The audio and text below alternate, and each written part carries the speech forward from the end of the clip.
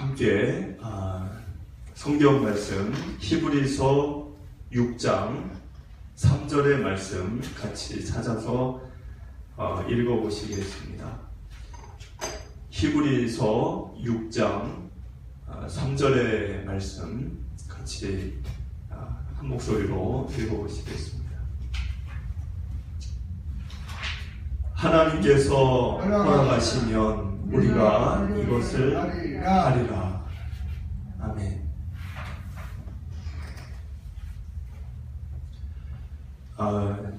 이사야를 마치고 여러분들과 히브리서를 나누는 은혜를 누리게 됩니다.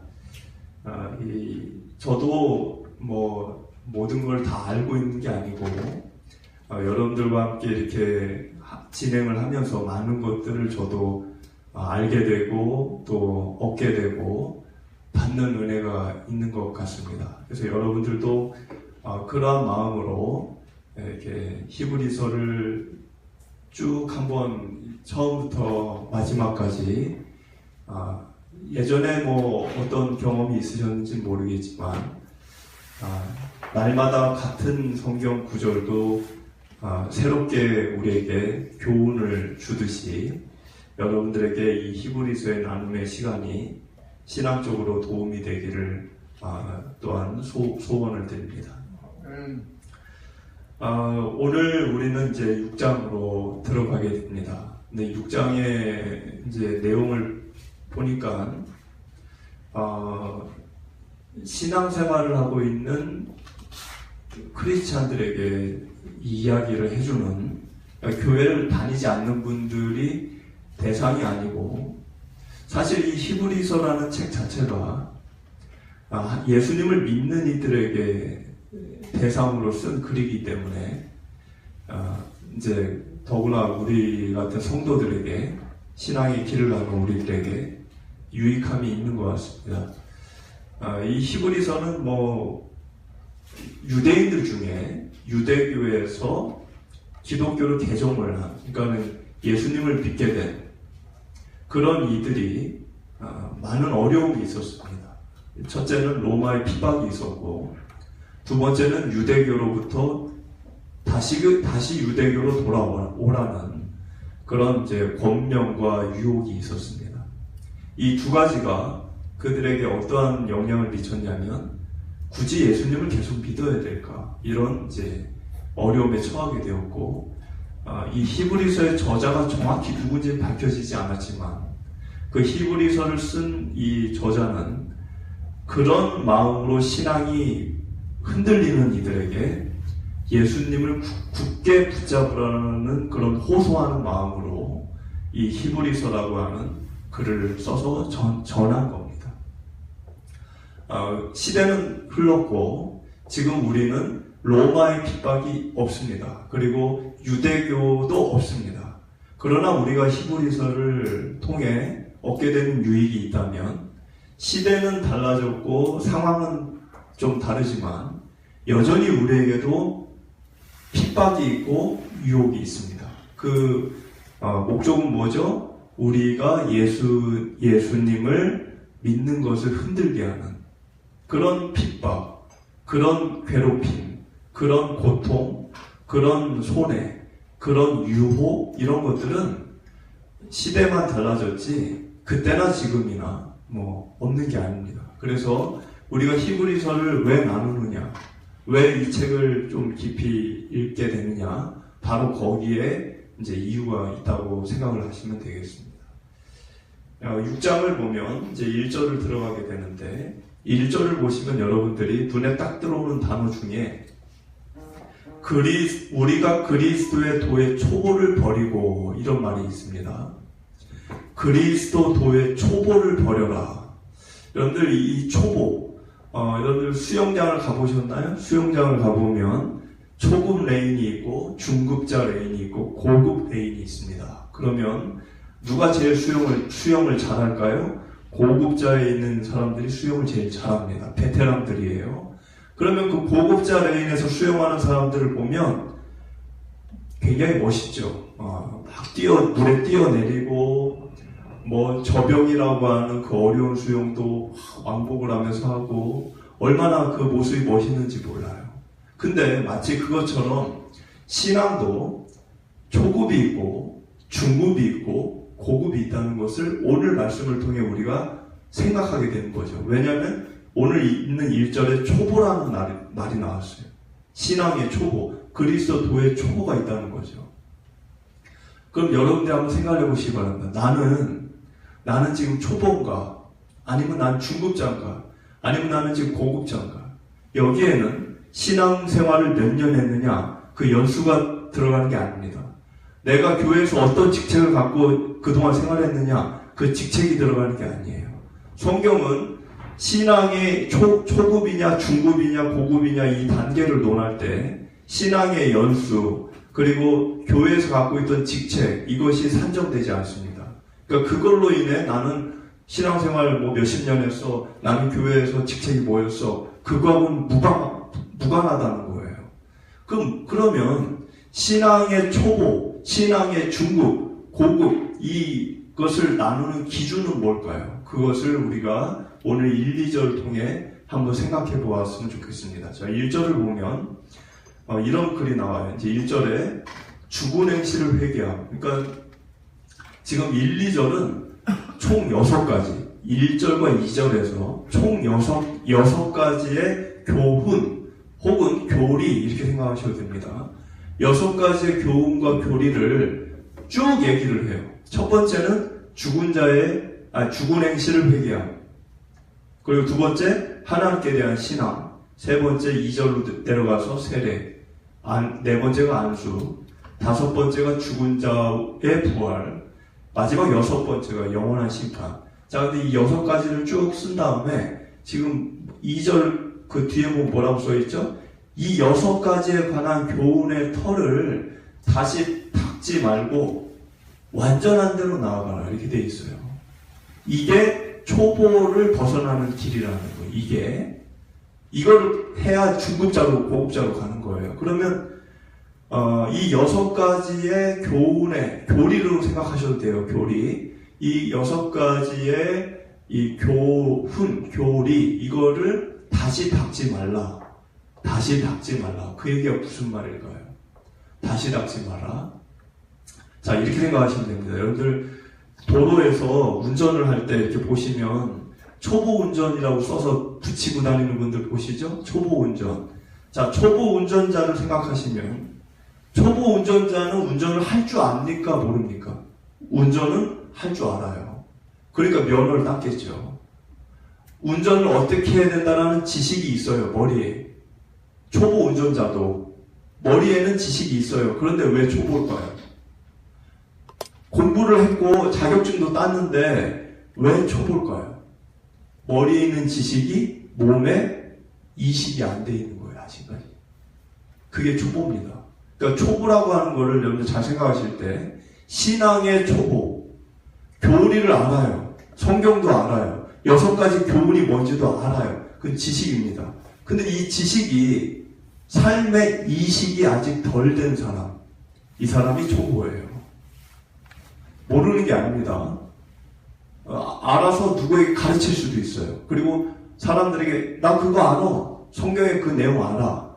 나 그거 가르칠 수도 있어.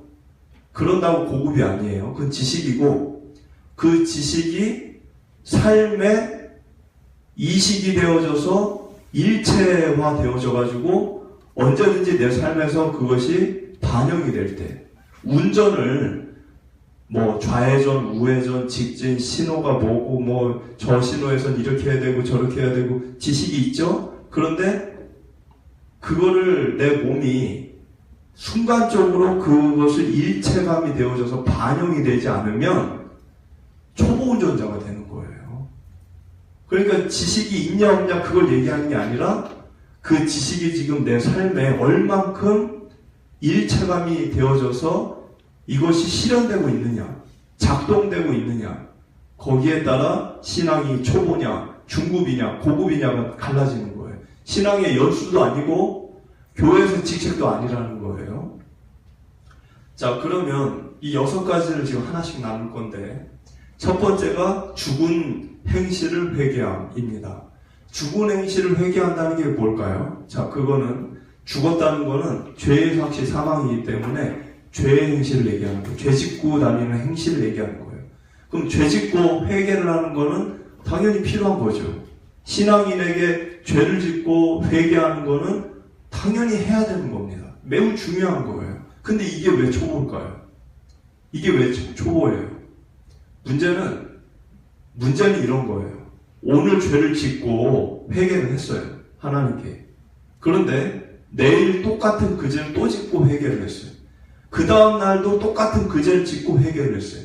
이렇게 무한 반복으로 죄 짓고 회개, 죄 짓고 회개, 죄 짓고 회개. 사람은 안 바뀌어. 사람은 안 바뀌는데 회개는 해. 그러면 가만히 생각해 볼 때 그럼 왜 회개하지? 차라리 회개하지 말고 그냥 그렇게 살면 되지. 왜 바뀌지도 않을 거를 왜 회개를 할까? 이런 의문이 드는 거죠. 그러니까는 회개를 왜 이 사람이 할까요? 바뀌지도 않는데. 아니 바뀌지도 않는데 왜 회개할까? 이 사람이 머리에 있기 때문에 그래요. 머리에 뭐가? 하나님께 죄 지으면 회개해야 돼. 이게 머리에 있는 거예요. 머리에는 있는데 뭐가 없어요? 그 죄가 다시 자기에게 다가왔을 때 밀쳐낼 능력이 없는 거예요. 힘이죠. 뭔가가 나에게 다가올 때 그걸 확 밀어내야 되는데 그거를 밀어낼 근력과 힘이 없는 거예요. 이 마음에. 근데 머리는 있어. 뭐? 이건 죄야.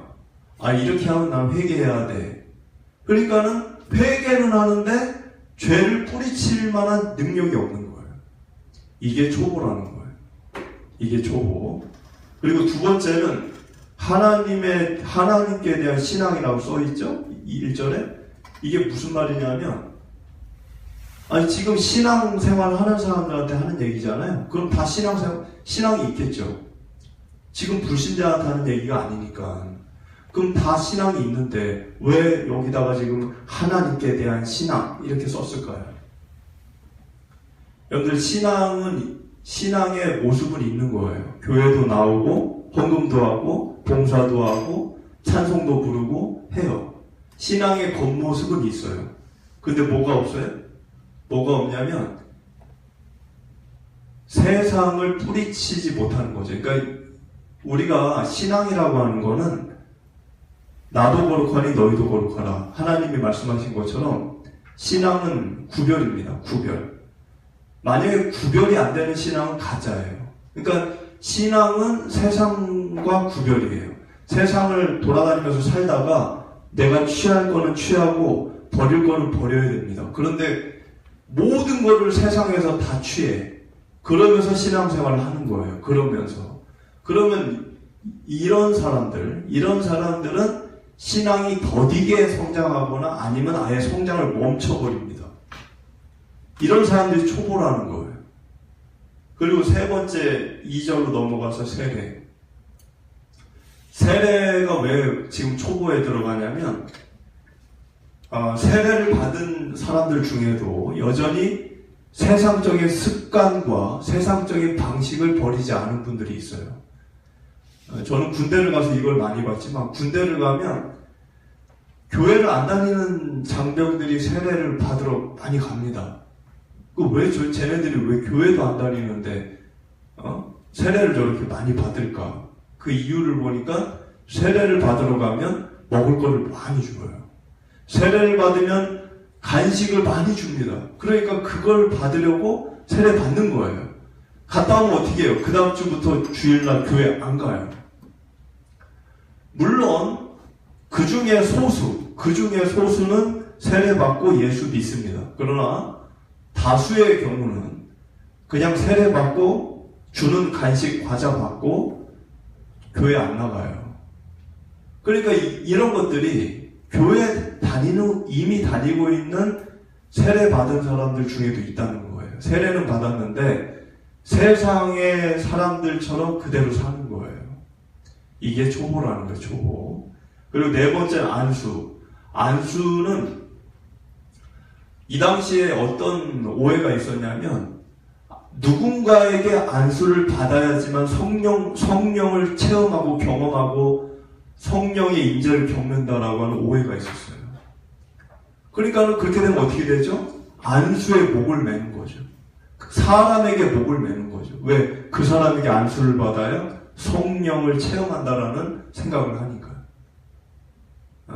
그런데 성경을 보면 고린도전서 12장 3절에 성령을 통하지 않고서는 누구도 예수님을 주님이라고 말할 수 없다고 되어 있습니다. 그러니까 예수님을 주님으로 시인하고 고백하는 사람은 이미 성령의 내주하심이 있는 거예요. 그런데 사람에게 안수를 받아야지만 성령을 경험한다. 이렇게 생각하니까 사람을 추종하는 거죠. 그래서 이런 사람들도 초보다. 그리고 그 다음이 죽은 자의 부활입니다. 그러니까 죽은 자의 부활은 여기 왜 나왔냐면 당시에 그 히브리서를 이 글을 읽고 있는 사람들은 죽은 자의 부활을 인정하지 않고 믿지 않는 시대에 살고 있었어요. 그 유대인들은 헬라인들이랑 같이 삽니다. 헬라권 문화예요. 그래서 여러분들 신약 성경이 헬라어로 쓰여졌잖아요. 신약 성경이 원본이 헬라어로 쓰여졌어요. 그리스어로. 왜 그랬을까요? 그리스 문화권이었어요. 유대인들이. 근데 여러분들 그리스 하면 뭐가 생각납니까? 그리스 헬라 그러면 철학이에요. 철학. 소크라테스, 플라톤, 아리스토텔레스 뭐 이런 철학자들이죠. 근데 그 철학은 부활을 믿지 않아요. 그러니까는 이 헬라의 문화권에 살고 있는 유대인들이 다른 사람들은 부활을 믿지 않는 거예요. 그리고 심지어 유대인들 중에 사두개인이라는 게 있어요. 바리새인, 사두개인, 에세네 뭐 이런 이제 종교인들이 있는데 그 사두개인들, 유대인들입니다. 유대인들 안에 사두개인이라는 사람들은 부활을 믿지 않아요. 유대인인데. 그런 사람들과 함께 지내고 살았기 때문에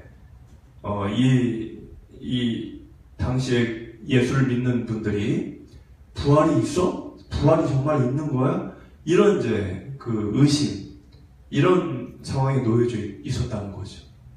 그래서 이 역시 신앙의 초보적인 수준이라고 얘기를 하는 겁니다. 그리고 마지막에 이제 나온 게 영원한 심판. 영원한 심판인데, 영원한 심판이 있다는 것을, 내세가 있다는 것을 믿지 못하는 거죠. 근데 이런 말이 있습니다. 이런 말이. 영원한 심판은 신앙의 시작에 의해 결정되는 게 아니라, 마지막, 끝을 보고 그 끝의 열매로 결정되어진다. 이런 말이 있어요. 그러니까는 영원한 심판이라고 하는 거는 신앙의 시작할 때 얼마나 내가 화려하게, 얼마나 내가 아름다운 모습으로 시작을 했느냐, 그걸로 결정되는 게 아니라 아무리 아름답고 화려한 모습으로 신앙생활을 했다고 해도 마지막 끝 모습이 그렇지 못하면 영원한 심판으로 이제 가는 거죠. 그러니까 영원한 심판은 마지막 모습이 중요한 겁니다. 그거를 우리가 알면 어제까지, 오늘까지 내가 신앙생활을 잘했다고 해서 안일해지거나 게을러지거나 태만해지거나 긴장을 하지 않거나 그러지 않을 수가 없는 거죠. 늘 끈을 붙잡고 우리는 가는 거죠. 그런데 지금 방금 제가 쭉 다 얘기했던 이 6가지, 이 6가지가 신앙의 기초 교리인데, 이거를 아까 운전면허처럼 머리로는 그 교리를 알고 내용을 아는데 삶으로는 그게 이식이 안 되어져서 내 삶 속에서는 그게 나오지 않고, 나와도 세상의 것을 취해서 같이 나오고, 이런 것들을 버리라는 거예요. 그래야 초보를 벗어난다는 거예요. 우리 3절을 보시면 하나님께서 허락하시면 우리가 이것을 하리라. 자, 이 말씀은 그런 초보적인 수준 단계를 벗어나는, 교리를 내가 머리로 아는 게 아니라 내 삶으로 받아들이고 내 생명처럼 내 인생 가운데서 펼쳐지는 이런 일들은 나의 노력이나 나의 어떤 수고로 인해서 이루어지는 게 아니라는 거예요. 내가 그렇게 해야지, 그렇게 해야지, 그래서 그렇게 되는 게 아니고, 지금 3절에 얘기하는 거는 하나님이 허락을 해야지만, 하나님이 허락해 줘야지만 그게 된다는 거예요. 자, 그러면 결정권이 누구에게 있을까요? 여러분들이 초보에서 중급을 가고 중급에서 고급을 가고 그런 신앙이 깊이 있게 성숙하고 하는 그 결정권이 누구에게 있다는 거예요? 하나님께 있다는 거예요. 그럼 여러분들은 무엇을 해야 될까요? 여러분들은 그 하나님께 늘 멀어지지 않도록, 하나님에서부터 멀어지지 않도록 하나님과 가까이 하셔야 되고, 또 하나님께 사모하는 마음으로 나에게 좋은 신앙, 나에게 성숙한 신앙을 달라고 간구를 해야 되는 것입니다. 많은 분들은 기도를 많이 하세요. 어떤 기도를 많이 할까요? 사업이 성공하도록, 자녀가 대학에 입학이 되도록, 건강해지도록, 취업이 좋은 곳에 되도록 많은 분들이 정말 기도를 많이 하세요. 그런데 정작 여기 지금 3절의 말씀에 있는 것을 우리가 생각한다면 나의 신앙이 더 성숙해지도록 기도를 해야 되는데, 하나님께 그것을 간구해야 되는데 거기에 대해서는 별로 기도하는 분들이 없습니다. 그래서 우리는 신앙의 성숙을 위해서 나의 신앙, 나의 이 신앙이 깊어지고 성숙해지도록 하나님이 그것을 허락해 주시도록, 하나님이 그렇게 나를 이끌어 주시도록, 베풀어 주시도록, 은혜를 베풀어 주시도록 여러분들이 기도에 힘을 쓰셔야 되는 것입니다. 그리고 4절을 보면 한번 빛을 받고 하늘의 은사를 맛보고 성령에 참여한 바 되고, 이런 글이 있는데, 한번 빛을 봤다. 빛이라고 하는 거는 이 당시 헬라인들, 이때가 헬라 문명 문화권이니까 헬라 문화권에서 빛은 어떤 세상을 알게 해주는 진리를 얘기합니다. 진리. 그래서 플라톤의 동굴의 비유도 보면, 플라톤의 그 국가론이라는 책에, 국가라는 책에 보면 나오죠. 동굴의 비유. 그 동굴의 비유에 동굴 속에 이렇게 촛불이 있고, 횃불이 있고, 동굴 밖에 무슨 태양이 있고, 그런 얘기가 나오잖아요. 그러니까 이 헬라권 문화에서 불이라든가 빛이라든가 이런 거는 세상을 알게 해주는 진리를 얘기하는 거예요. 그러니까 지금 한번 빛을 받고, 그건 진리를 한번 알게 됐다는 거예요. 진리가 뭔지를. 그리고 하늘의 은사를 맛보고, 하늘의 은사라고 하는 것은 구원, 죄사함, 성령, 이런 것들에 대해서 맛을 봤다는데, 이 맛을 봤다는 거는 잠깐 맛본 거예요. 잠깐. 그러니까 여러분들이 음식을 할 때 이게 짠지, 이게 매운지, 이게 뭐한지 알아보려면 간을 보죠. 야, 맛을 좀 봐. 그러잖아요. 그러니까 음식을 막 먹은 게 아니고, 한 그릇의 음식을 다 먹은 게 아니고, 맛만 본 거예요, 맛만. 그리고 성령에 참여한 바 되고, 성령에 참여했다는 것도 성령을 충만하고 풍만하게 누렸다는 게 아니라, 잠깐 경험한 겁니다. 체험한 거. 잠깐 체험한 거. 자, 지금 4절을 보면, 한 번으로 시작하죠, 한 번. 두 번이 아니에요, 한 번. 그리고 맛본다는 거는 음식을 다 먹은 게 아니고 살짝 맛본 거예요. 그리고 참여했다. 이거는 잠깐 체험한 겁니다. 자, 이런 신앙. 잠깐 그냥 경험하고 체험하고 맛보고 한 정도. 한 번 하나님의 진리를 한두 번 좀 알게 된 정도. 이 정도의 신앙생활로는 사람이 타락할 수 있다. 그게 결론이에요. 그게 어디 나오느냐? 이제 6절에 나옵니다. 6절에 타락한 자들. 6절에 타락한 자들이 어떤 자들이에요? 지금 4절에 있는 한 번 진리를 한두 번 알았고, 하나님의 은사, 구원, 성령, 이런 죄사함, 이런 것들에 대해서 조금 맛을 본 거예요. 조금. 음식을 먹은 게 아니고. 그리고 성령을 잠깐 경험했어요. 무슨 뭐 은사가 됐든 치유가 됐든 기적이 됐든 남이 겪는 걸 이렇게 봤든 뭐 했든 잠깐 경험한 거예요. 이런 사람들은 얼마든지 뭐 할 수 있다? 타락할 수 있다는 거예요. 타락. 그리고 5절을 보니까 하나님의 선한 말씀과 내세의 능력을 맛보고도 어떻게 된다? 타락할 수 있다. 그러니까 지금 5절에 얘기하는 게 뭐죠? 하나님의 선한 말씀. 하나님의 선하신 말씀을 어느 정도 들어서 알아요. 어느 정도 알아. 그리고 내세의 능력을 맛도 봤어. 이것도 맛본 거예요. 먹은 게 아니라. 내세의 능력이라는 게 뭐죠? 기적을 얘기하는 거예요. 기적. 하늘나라의 능력을 이 땅에서 살짝 맛봤다는 거예요. 기적을 경험했을 수 있다는 거죠. 근데 이런 사람도 6절처럼 타락할 수 있다는 거예요. 그런데 이 두, 지금 4절과 5절에 있는 사람들이 타락을 하면 문제가 뭐냐면 4절과 5절에 해당되는 신앙인들이 타락을 하면 가장 심각한 문제는 6절에 나와 있는 것처럼 그들은 용서함을 못 받는다. 그러니까 6절을 보니까 다시 새롭게 하여 회개하게 할 수 없다. 회개할 수 없다. 회개할 수 없다. 그건 죄상을 받을 수 없다는 건데 왜 이럴까요? 왜 이 사람들은 회개해도 죄상을 못 받습니까? 지금 여러분들이 이런 글을 읽으면서 생각을 해야 돼요. 이게 왜 이런 글이 써있지? 여러분들 4절과 5절 지금 얘기하는 게 뭐예요? 신앙이 없는 사람이 아니에요. 신앙이 없는 사람은 이런 걸 경험할 기회조차 없어요. 그러니까 지금 4절과 5절은 신앙인들을 얘기하는 거예요. 신앙인들 중에 어떤 사람들이죠? 신앙인들 중에 한두 번 진리를 배웠어. 그리고 구원이나 어떤 죄사함이나 성령의 이런 일들을 몇 번 체험도 했어.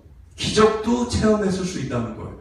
선한 말씀이 뭔지를 어느 정도는 머리에 어스름풋하게 갖고 있다는 거예요. 근데 이 사람들이 타락을 안 하면 좋은데 이런 정도 수준에 있는 신앙인들이 타락을 했을 경우에는 회개해도 용서함을 못 받는다는 거예요. 무서운 말이죠. 회개해도 용서를 못 받고 지옥 간다는 이야기인데 지금 이 6절이 얘기하는 거는 이런 의미예요. 뭐냐면 자의적인 어떤 일부러 자의적인 죄인을 얘기하는 겁니다. 자, 잘 생각해 보세요. 교회를 아예 안 다니면 교회를 안 다니는 저 세상 사람들 있죠? 저 사람들은 성경 말씀이 뭔지도 모르고 진리도 뭔지도 모르고 기적이 뭔지도 모르고 죄사함이나 성령 이거 전혀 몰라. 그 사람들이 죄를 짓는 거와 그 사람들이 지금 이 4절 5절에 있는 거는 알아요. 왜? 경험을 어느 정도 했기 때문에 안다는 거예요. 죄를 지으면서도 나 이러면 안 돼. 그걸 알고 있다는 거예요. 그런데 그걸 아는데도 타락의 길을 계속 가. 이건 자의적인 겁니다. 자의적. 모르고 짓는 게 아니에요. 일부러. 근데 이런 사람들은 왜 회개해도 용서를 못 받느냐? 중요한 죄를 짓는 거예요. 중요한 죄. 그게 십계명의 제2계명입니다. 십계명의 제2계명이 뭐예요?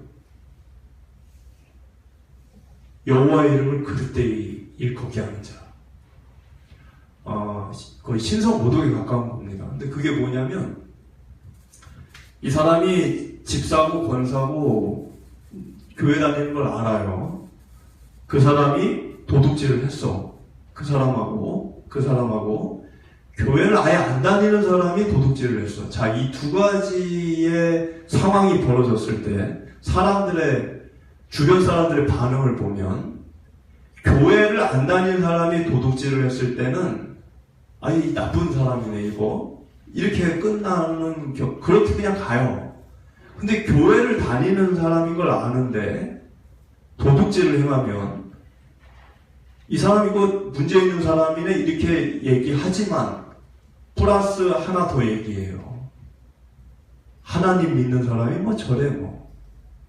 하나님이 안 계신가 보다. 하나님 믿는 사람들이 저렇게 사는 거 보니까. 이런 일이 벌어지는 거예요.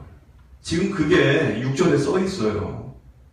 뭐라고 써 있죠? 그들이 하나님의 아들을 다시 십자가에 못 박아 드러내놓고 욕되게 하니라고. 예수님이 여러분들 그 십자가에서 이렇게 못 박히실 때 벌거벗김 당하고 조롱당하고 침뱉음 당하셨죠? 수치스러움을 겪은 거잖아요. 예수님이. 근데 그 일이 이미 지난 일이잖아요. 이미 지난 일이잖아요. 근데 그 일이 지난 게 아니라 지금도 그 일이 벌어진다는 거예요. 누구 때문에? 나 때문에. 나 때문에. 나 때문에 예수님이 침뱉음과 조롱과 치욕을 또 겪는다는 거예요. 이 죄는 용서를 받기가 굉장히 어렵다는 거예요. 그 신앙인들이 굉장히 조심해야 되는 게 무슨 티켓, 천국 티켓 나는 끊었다.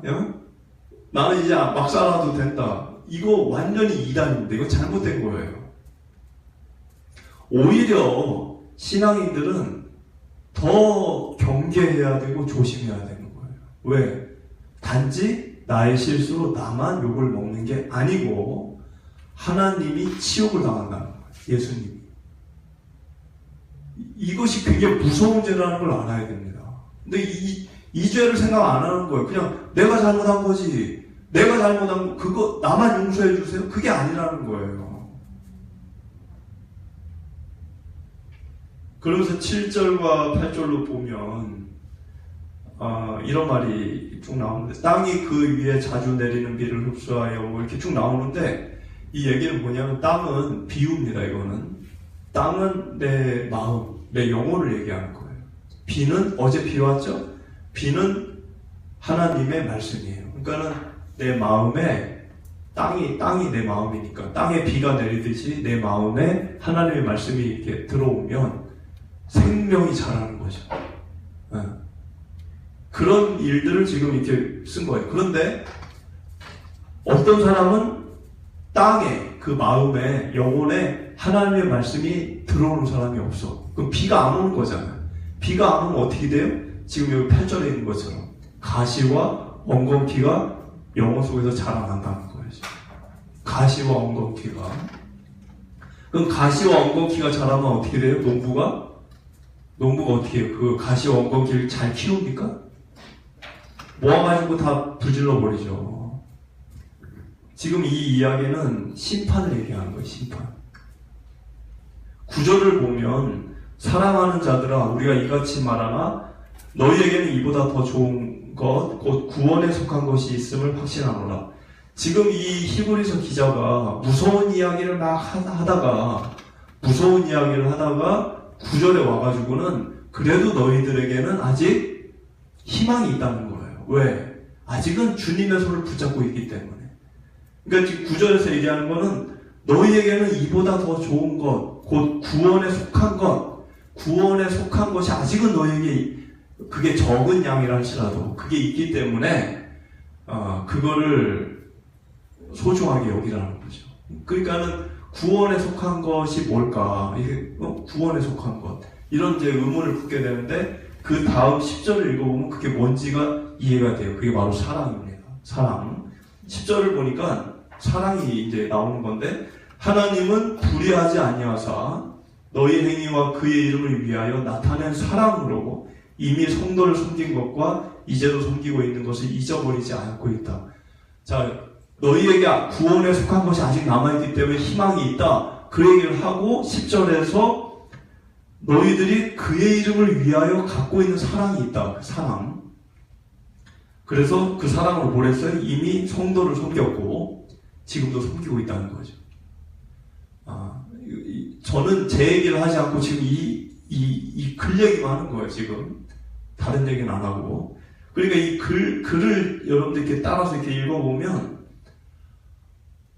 사랑으로 이미 성도를 섬겼고, 그러면 그게 뭘까요? 아마 가난하고 힘들고 어려운 성도들을 위해서 헌금을, 연보를 이렇게 모았다든가, 뭐 그들을 도와준 것 같아요. 아니면 이제 어떤 신앙이 좀 연약한 자들에게 권면을 해주고, 위로를 해주고, 힘을 북돋아주고, 하나님의 말씀을 전해주고, 그런 것도 섬긴 거예요. 이런 일련의 이러한 일들을 성도들이 하고는 있었다는 거예요.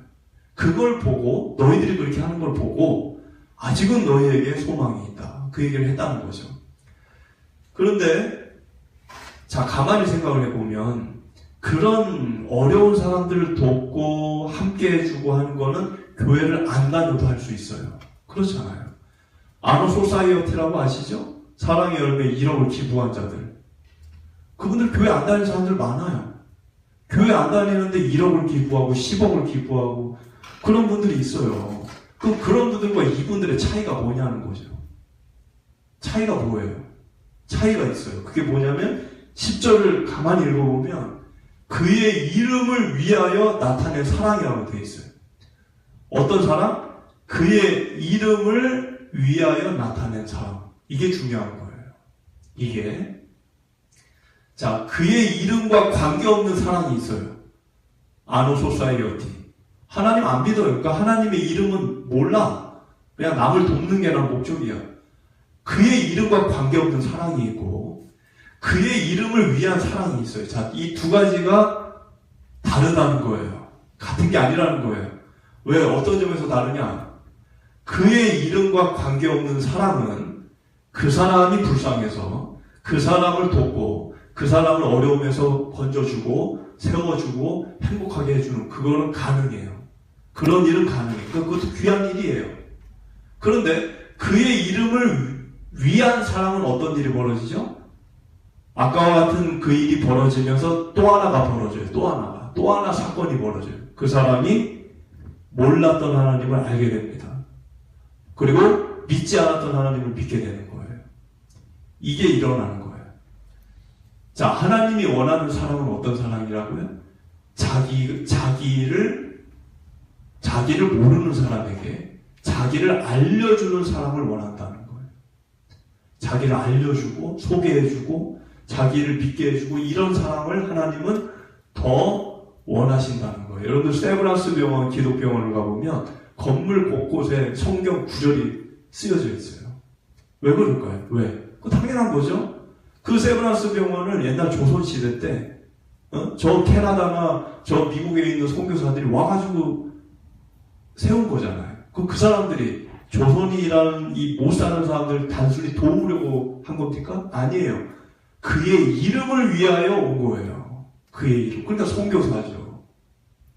그의 이름을 위하여 사랑을 베푼 거예요. 조선 사람들에게. 그래서 어떤 일이 벌어졌죠? 교회가 세워지고 하나님을 믿는 이들이 많아졌죠. 하나님을 믿는 이들이 많아졌어요. 그 일을 통해 하나님이 원하는 사랑은 그 사랑이라는 거예요. 그런데 11절, 12절 마지막입니다. 11절, 12절을 보면 우리가 간절히 원하는 것은 너희 각 사람이 동일한 부지런함을 나타내어 끝까지 소망의 풍성함에 이르러 게으르지 아니하고 믿음과 오래 참은 말미암아 약속들을 기업으로 받는 자들을 본받는 자 되게 하려는 것이라. 자, 이 말은 뭐냐면 11절에 끝까지라는 단어가 있어요. 끝까지. 그 끝까지라는 게 뭘까요? 우리 생이 다하는 그날까지. 그러니까 육체가 소멸되는 날까지. 그러니까 그때까지 소망의 풍성함. 그러니까 소망은 무슨 소망이에요? 돈 버는 소망? 아니 그게 아니고 여기 소망은 영원한 하늘나라에 내가 육체를 벗을 때 가게 되는 그 소망. 그 소망을 풍성하게 지니고 살아라는 거예요. 내가 죽을 때까지, 끝까지. 그러기 위해서는 12절에 그 일을 위해서 필요한 게 뭐냐? 게으르지 마라. 게으르면 안 돼요. 근데 이 게으른 거는 아침 일찍 일어나서 저녁 늦게까지 일하는 그런 개념이 아니라 여러분들이 영적으로 게을러지지 말라는 거예요. 하나님을 찾고 만나고 하나님의 말씀을 내가 떠올리고 하나님 가까이 하고 이런 걸 더디 할 수 있죠. 그럼 게으른 거예요. 자주 하라는 거예요. 자주, 수시로. 그래서 게으르지 아니하고 믿음과 오래 참음. 이 믿음이라는 거는 이제 말씀에 순종하고 그리고 하나님을 신뢰하고 의지하는 게 포함된 겁니다. 이 믿음이라는 게. 그 믿음이 뭐냐? 그러면 하나님 말씀 순종하고 그분을 신뢰하고 그분을 의지하고 이게 믿음이에요. 그거를 여러분들 삶에서 늘 놓지 말라는 겁니다. 그리고 오래 참음. 오래 참음이라는 건 인내죠. 근데 인내를 언제 할까요? 편할 때 합니까? 편할 때 뭐 인내할 게 뭐 있어요? 그 가만히 있으면 되지. 인내는 힘들 때 하는 거예요. 어려울 때. 그러니까 여러분들 삶이 힘들죠. 삶이 안 힘든 분들도 뭐 있을지 모르겠지만은 인생은 다 힘든 거예요. 오늘 좀 편해도 내일 힘들 수 있어요. 그러니까 인생은 전반적으로 힘든 건데 그 인생에서 인내라는 건 구체적으로 뭐냐? 구체적으로 어떤 상황에서도 변하지 않는 마음이에요. 변하지 않는 마음. 힘들면 어떻게 해요? 포기하죠. 힘들면 어떻게 해요? 그만해버리죠. 힘들면 어떻게 합니까? 불평하죠. 누구 탓하죠. 원망하죠. 그러지 말라는 거예요. 변하지 말라는 거예요. 인내라고 하는 거는 어떤 상황, 어떤 처지, 어떤 임팩트가 나에게 팍 다가와도 전과 후가 동일하라는 거예요. 그게 인내입니다. 근데 여기서 이제 많은 사람들이 흔들리죠. 그래서 이거를 하면 어떤 일이 일어난다? 12절에 약속들을 기업으로 받은 자들 본받게 된다. 그러니까 약속들을 기업으로 받은 자가 누굽니까? 아브라함, 노아가 약속이 뭐예요? 나를 구원해 준다. 비 올 때. 그거 남들이 욕할 때 산에서 막 그거 지었잖아요. 그래서 기업을 받았잖아요. 아브라함도 뭐 하늘의 별 무슨 당장 자식도 없는데 무슨 밤하늘의 별처럼 자식을 그걸 믿었잖아요. 그래서 그거를 기업으로 받았죠. 그런 자들의 역사를 여러분들도 경험하게 된다는 거예요. 이렇게 할 때 전제 조건이 있는 겁니다. 그냥 무슨 주여 삼창한다고 되는 게 아니고 지금 11절과 12절의 말씀을 정말 명심하고 이행하고 삶에 이식을 해서 초보가 아니라 내 삶에서 수시로 이렇게 나오게 할 때 그 일이 이루어진다는 거예요. 그래서 여러분들이 그 나라에 이르기까지, 그 기업을 얻을 때까지 마음과 신앙을 잘 가꾸어 가시기를 주님의 이름으로 축복을 드립니다.